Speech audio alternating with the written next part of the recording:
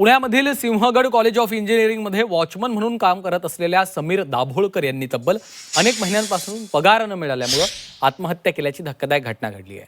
आर्थिक विवंचना, कर्जबाजारीपणा आणि मानसिक तणावामुळे त्यांनी हॉस्टेलमधील खोलीत गळफास घेत आपलं जीवन संपवलं। या प्रकरणामध्ये संस्थापक मारुती नवले, सुनंदा नवले, रचना नवले, रोहित नवले आणि इतर विश्वस्तांविरोधात भारती विद्यापीठ पोलीस ठाण्यात गुन्हा दाखल केला आहे।